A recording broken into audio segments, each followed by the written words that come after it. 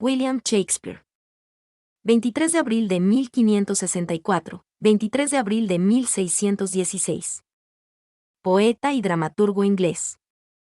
Uno de los grandes escritores universales. Obras: Hamlet, Romeo y Julieta, Macbeth, El sueño de una noche de verano. Género: tragedia, comedia, historia, fantasía. Padres: John Shakespeare y Mary Arday. Cónyuge: Anne Hathaway, 1556 a 1623. Hijos: Susanna Hall, Hannah Shakespeare, Judith Quaney. William Shakespeare se cree que nació el 23 de abril de 1564 del calendario juliano en Stratford-on-Avon.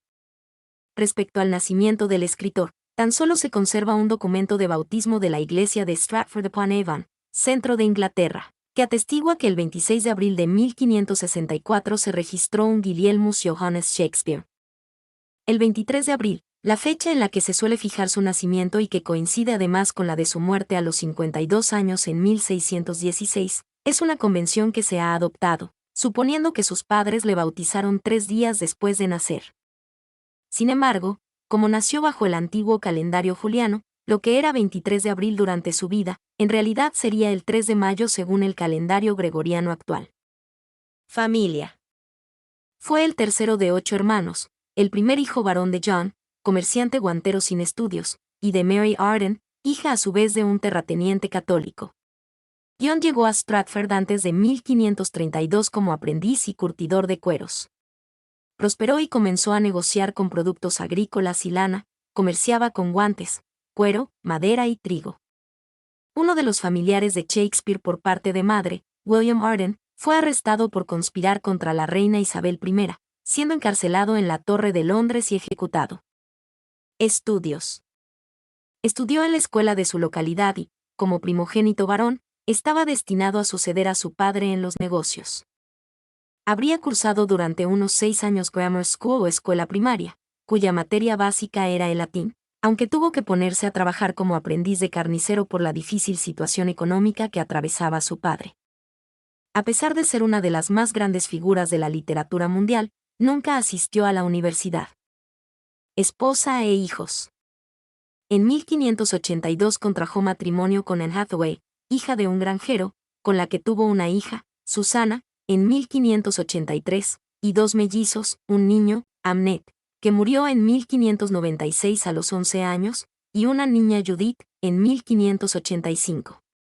4 años después de su muerte le puso el nombre de su hijo al fantasma más célebre de toda la literatura isabelina, Hamlet. Él tenía 18 años y ella 26 y, en el momento del enlace, estaba embarazada de 3 meses. Su primera hija Susana nació 6 meses después de la boda. Su única nieta Elizabeth, hija de Susana, murió sin hijos en 1670. Shakespeare, por tanto, no tuvo descendientes. Al parecer, hubo de abandonar Stratford ya que le sorprendieron cazando furtivamente en las propiedades del juez de paz de la ciudad. Sabemos lo que somos, pero no sabemos lo que podemos ser. William Shakespeare. Dramaturgo. Se cree que llegó a Londres hacia 1588 y, 4 años más adelante, ya había logrado un notable éxito como dramaturgo y actor teatral. Shakespeare ganó mucho dinero y llegó a acumular muchas tierras en vida, pero en Londres llevaba una vida de monje. La mayoría de los académicos coinciden en que William escribió su primera obra de teatro, Enrique V, primera parte alrededor de 1589 a 1590, cuando tenía alrededor de 25 años. Obras de teatro. Entre 1590 y 1613, escribió al menos 37 obras de teatro y colaboró en varias más. Muchas de estas obras tuvieron éxito, tanto en la corte como en los teatros públicos. William Shakespeare utilizó su apellido con más de 80 formas diferentes, que van desde Sapere a Sasberg. En las pocas firmas que le han sobrevivido, nunca escribía su propio nombre William Shakespeare, y usaba variaciones o abreviaturas como William Shakespeare. Además de escribir sus numerosas obras de teatro y sonetos, también fue actor en muchas de sus propias obras, así como en las de otros dramaturgos. Sus obras fueron representadas en la corte de la reina Isabel I y del rey Jacobo I. Sus primeras obras teatrales, poseían un alto grado de formalidad y resultaban predecibles y amaneradas. Enrique V, primera, segunda y tercera parte, hacia 1590 a 1592, y Ricardo III, hacia 1593, tratan de las consecuencias que para el país tuvo la falta de un liderazgo fuerte. El ciclo se cierra con la muerte de Ricardo III y la subida al trono de Enrique VII, fundador de la dinastía Tudor, a la que pertenecía la reina Isabel. Contienen referencias al teatro medieval y a las obras de los primeros dramaturgos isabelinos, en especial Christopher Marlowe, a través de los cuales conoció las obras del dramaturgo clásico latino Séneca. La influencia se manifiesta en sus numerosas escenas sangrientas y en su lenguaje colorista y redundante, especialmente perceptible en Tito Andrónico 1594, una tragedia poblada de venganzas. En este primer periodo escribió numerosas comedias, entre las cuales cabe resaltar la Comedia de las Equivocaciones, hacia 1592, una farsa sobre los errores de identidad que provocan dos parejas de gemelos y los equívocos que se producen respecto al amor y a la guerra. El carácter de farsa ya no resulta tan evidente en La Doma de la Bravía, hacia 1593, una comedia de caracteres. Por otro lado, Los dos hidalgos de Verona, hacia 1594, basa su atractivo en el uso del amor idílico, mientras que Trabajos de amor perdidos, hacia 1594, satiriza los amores de sus personajes masculinos. Escribió algunas de sus obras más importantes relacionadas con la historia inglesa y las denominadas comedias alegres, así como dos de sus mejores tragedias. Entre las primeras cabe destacar Ricardo II, hacia 1595, Enrique IV, primera y segunda parte, hacia 1597, y Enrique V, hacia 1598, que cubren un periodo de tiempo inmediatamente anterior al de su Enrique V. Entre las comedias de este periodo sobresale Sueño de una noche de verano, hacia 1595, una obra plagada de fantasía en la que se entremezclan varios hilos argumentales. En El mercader de Venecia, hacia 1596, se puede encontrar otra sutil evocación de atmósferas exóticas similar a la de la obra anterior. La comedia Mucho ruido y pocas nueces, hacia 1599, deforma, según la opinión de muchos críticos, en el tratamiento un tanto insensible, a los personajes femeninos.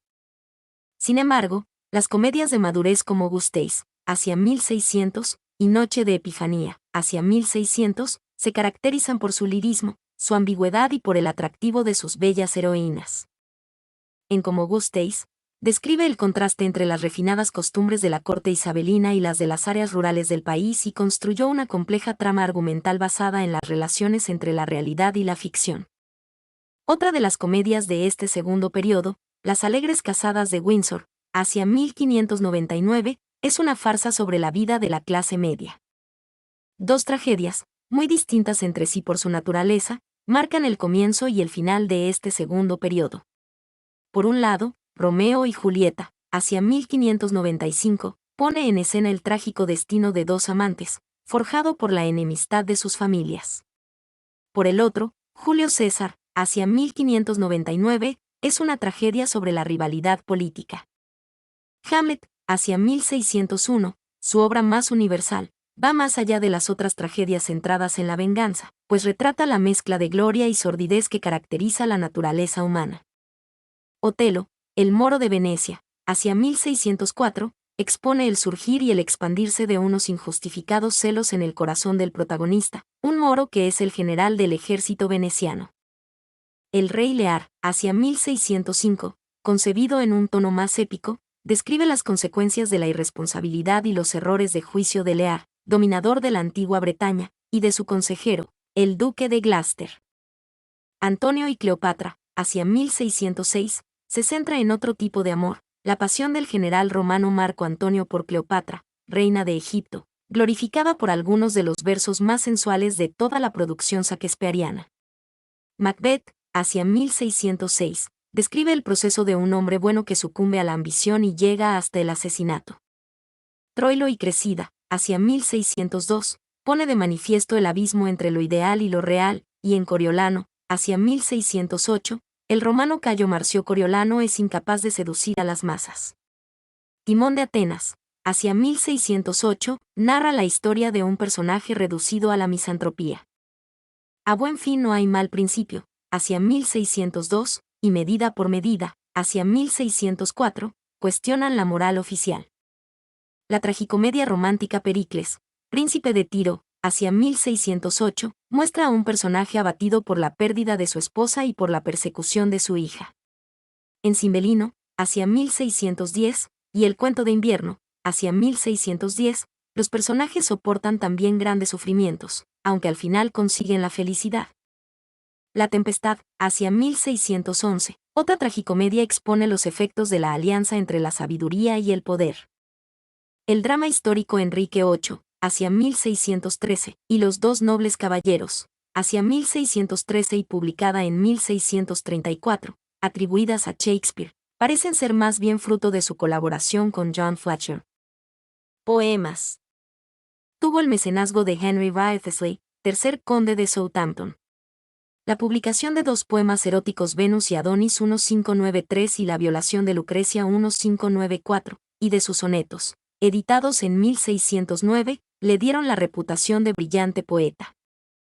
En Londres compartió los beneficios de la compañía teatral en la que actuaba, la Chamberlain's Men, más tarde llamada King's Men, y de los dos teatros que ésta poseía, The Globe y Blackfriars.